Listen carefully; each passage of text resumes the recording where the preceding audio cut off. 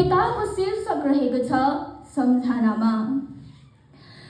सम्झनामा गोधेली साँझ बेजोड काग कराइरहेको थिए, बेजोड काग कराइरहेको थिए, क्षितिजलाई कुहिरोले छोप्न खोजिरहेको थियो। कति निष्ठुरी आकाश एकहोल परेवाहरू थकित भएर तलतिर घरका छानाहरूमा बिसाउन खोजिरहेको थिए, तलतिर घरका छानाहरूमा बिसाउन खोजिरहेको थिए। फोनको घन्टी हताश बनाउने गरेर बजेको थियो, फोनको घन्टी हताश बनाउने गरेर बजेको थियो। ढुकढुकीसँग मुटु कामेको थियो, मनले पत्याउनै मानेको थिएन।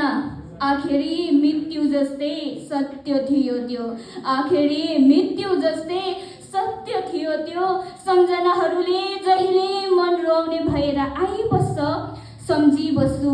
सम्झनाहरूले जहिले मन रुवाउने भएर आइबस्छ, सम्झिबस्छु। त्यो एकान्त थियो।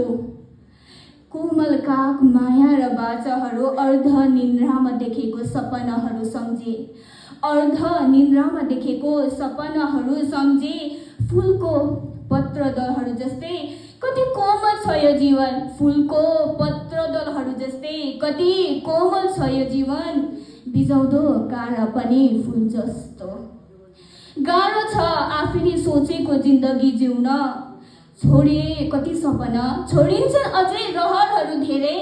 सम्झना बस्ला माया भने छोडिराख्नै पर्ने। हल्लाहरू बीच स्नेहा जस्तै आवाज सुन्छु, हल्लाहरू बीच स्नेहा जस्तै आवाज सुन्छु। झसङ्ग हुन्छु, फेरि एउटा भ्रमले कोतारिरहेको सम्झिन्छु, फेरि एउटा भ्रमले कोतारिरहेको सम्झिन्छु। एउटा यथार्थ भित्तामा टाङ्गिएको छ, अर्को यथार्थ मनमा टाङ्गिएको छ।